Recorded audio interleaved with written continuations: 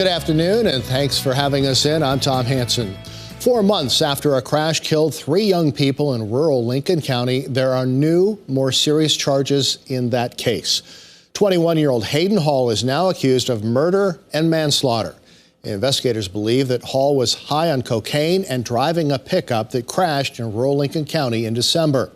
Following the crash, he's accused of leaving behind his friends, stealing a car, and driving home to go to sleep.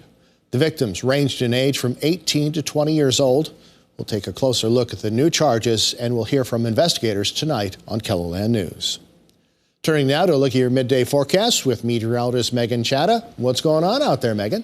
Today is pretty quiet, but we do have some strong winds that are going to start picking up as we head into tonight and through this weekend. Right now, a few clouds moving through Sioux Falls at 44 degrees, a west wind at 13 miles an hour. And across the state in Rapid City, some sunshine, 45 right now, a south wind at 9. Here is a look at those current temperatures: 43 in Yankton, 40 Brookings and Watertown, 46 in Mobridge, and 38 degrees in Custer. Our winds are mostly out of the west right now at 5 to 15 miles an hour, and some stronger winds are going to start picking up as we head through this evening. Due to these strong winds and very dry conditions, we do have a red flag warning in effect through this evening for those counties in red. This means if a fire does get started outside, it can spread rapidly. We do have a few clouds moving through eastern KELOLAND. Nothing is coming out of those clouds, and we don't expect any rain as we head through the 7-day forecast. So for today, the strongest winds in northern KELOLAND along the North Dakota border. Mostly sunny, 57 Sioux Falls, 55 in Aberdeen, 57 in Pierre and in Rapid City.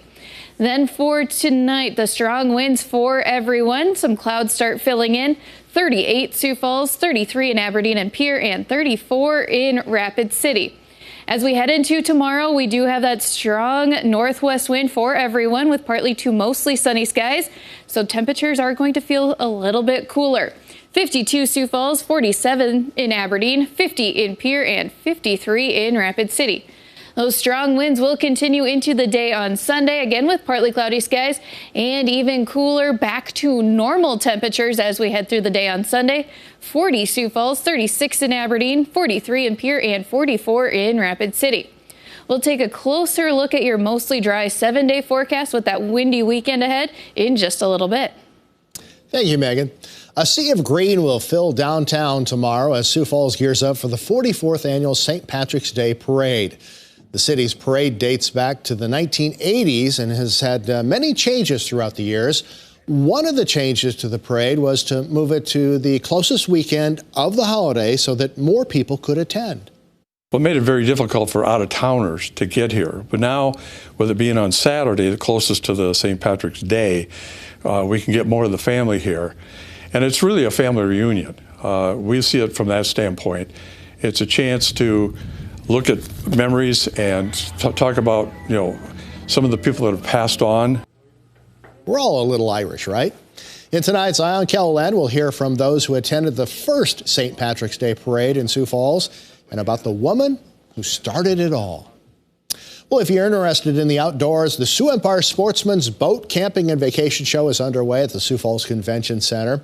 In addition to boats and campers and trips around the world from Alaska to Africa, the 57th Annual Sportsman Show also includes a long list of seminars with a pair of professional anglers.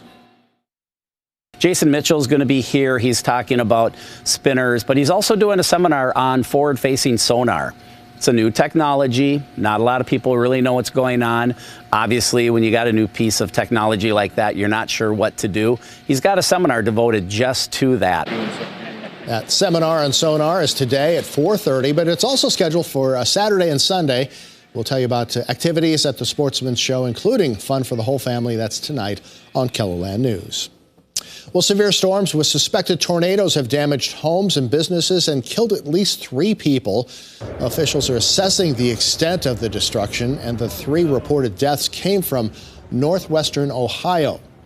Search crews and cadaver dogs are now looking for any more bodies. The Thursday night storms also left trails of destruction in Kentucky, Indiana, and Arkansas.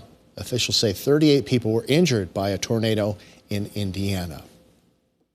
A Fulton County judge ruled Friday that District Attorney Fani Willis may stay on the case, charging former President Trump and his allies with trying to overturn the 2020 election results in Georgia, but only if Special Prosecutor Nathan Wade steps aside. Natalie Brand has more details from Washington, D.C.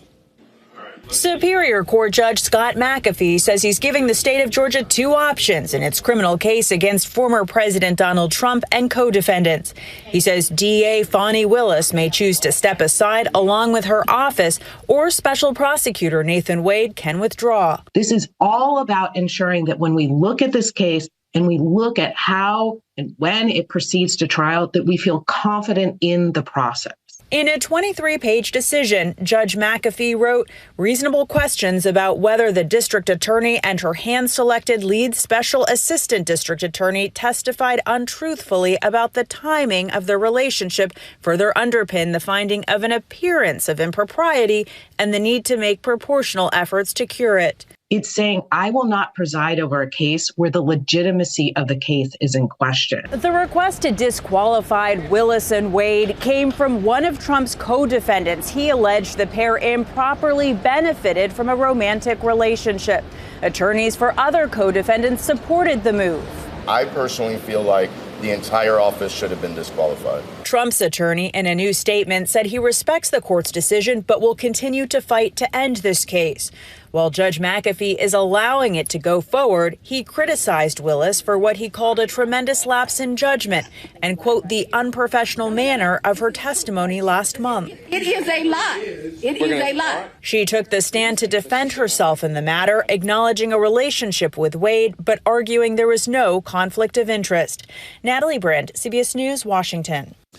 The timing for the Trump trial remains uncertain, but a Trump appeal could push that court date until after November's presidential election.